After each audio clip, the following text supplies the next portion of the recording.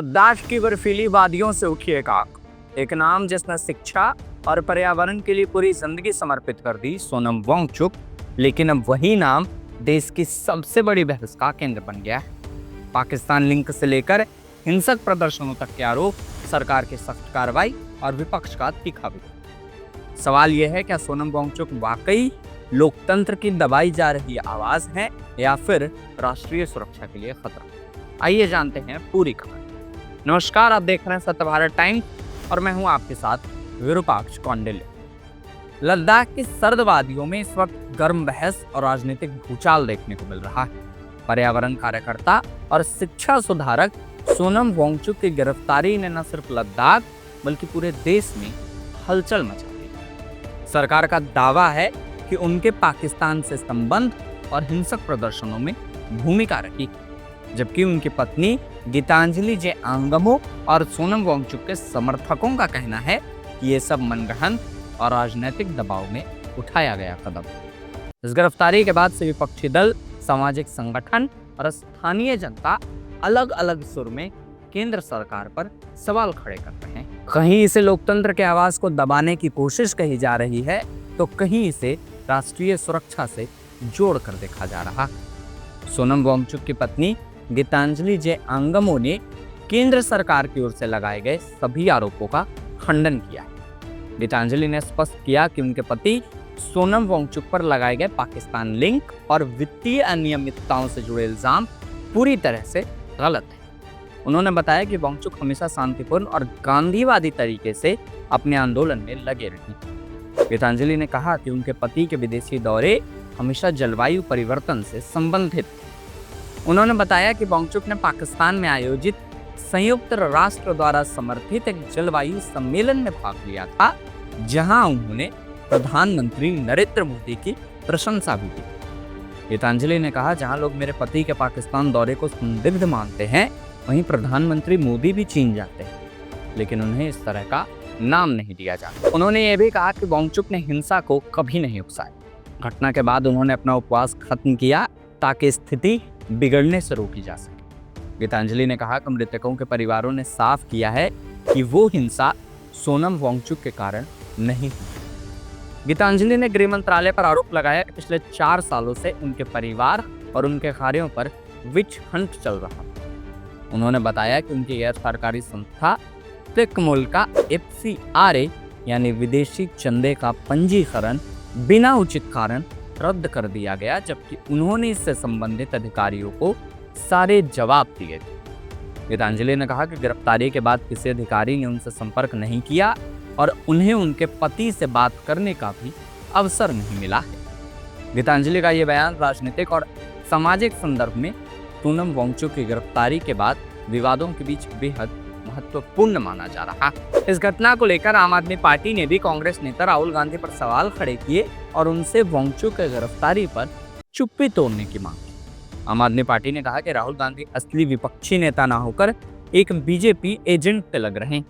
उन्होंने राहुल गांधी के प्रधानमंत्री नरेंद्र मोदी के साथ हुई एक तस्वीर भी शेयर की, जिसमें राहुल गांधी संसद में मोदी को गले लगाए दिख रहे हैं। कांग्रेस ने आम आदमी पार्टी के इन आरोपों का कड़ा जवाब दिया और कहा कि वे खुद को RSS और बीजेपी द्वारा स्थापित पार्टी साबित करना चाहती। कांग्रेस की प्रवक्ता सुप्रिया श्रीनाथ ने कहा कि आम आदमी पार्टी आधारहीन आरोप लगाकर सत्ता में आई, लेकिन अब खुद शायद बीजेपी के हाथों बिक गई।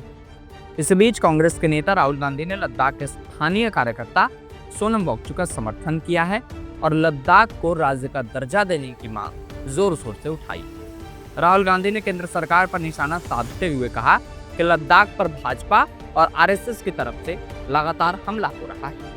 उन्होंने कहा कि लद्दाख के लोगों की आवाज दबाई जा रही है और राज्य के सांस्कृतिक और सामाजिक अधिकार इससे प्रभावित हो रहे हैं। राहुल गांधी ने केंद्र से अपील की है कि लद्दाख को संविधान की 6ठी अनुसूची में शामिल किया जाए, जिससे वहां के आदिवासी समाज को संरक्षण मिल सके। वहीं महाराष्ट्र के पूर्व मुख्यमंत्री और शिवसेना UBT के प्रमुख उद्धव ठाकरे ने केंद्र सरकार पर निशाना साधा। उन्होंने भारत और पाकिस्तान के बीच होने वाले एशिया कप फाइनल मैच का बहिष्कार करने की अपील की थी।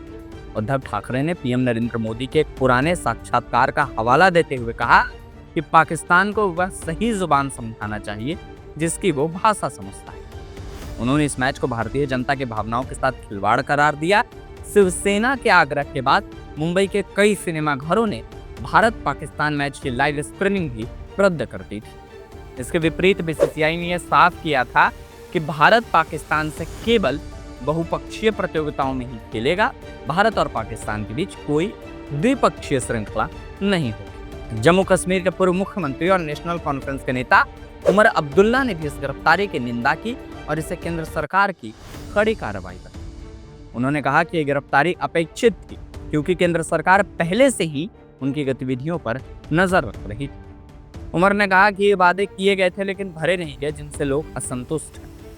पीपल्स डेमोक्रेटिक पार्टी की प्रमुख महबूबा मुफ्ती ने भी गिरफ्तारी को गहरा और दुखद बताया। उन्होंने कहा कि एक ऐसा व्यक्ति जो जीवन भर शांति और सतत विकास के लिए काम करता रहा है, उसे सिर्फ इसलिए जेल में डाल दिया गया कि वो सरकार द्वारा किए गए वादों को याद दिला रहा है। उन्होंने कहा कि लेह में इंटरनेट बंद है और कर्फ्यू जारी है, जो कि कश्मीर में वर्षों से चली आ रही स्थिति को याद दिलाता है। कम्युनिस्ट पार्टी के नेता मोहम्मद यूसुफ तारिगामी ने भी विरोध जताया और कहा कि यह कदम लद्दाख में तनाव बढ़ाने वाला है। उन्होंने सरकार से संवाद का रास्ता अपनाने की अपील की।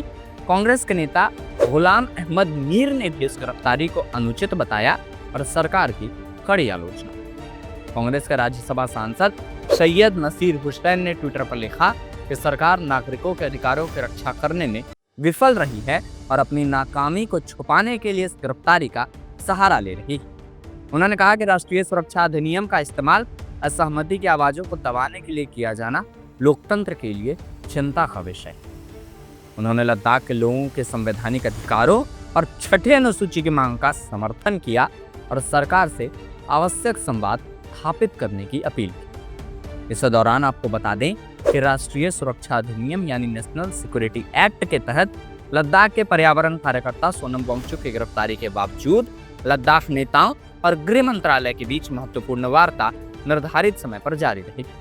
29 सितंबर को गृह मंत्रालय के अधिकारियों के साथ लद्दाख के नेताओं की तैयारी बैठक आयोजित की जाएगी, जिसमें Kargil democratic alliance, Leh apex body और लद्दाख के सांसद शामिल होंगे। ये बैठक 6 अक्टूबर को दिल्ली में होने वाली मुख्य वार्ता का एजेंडा सेट करेगी।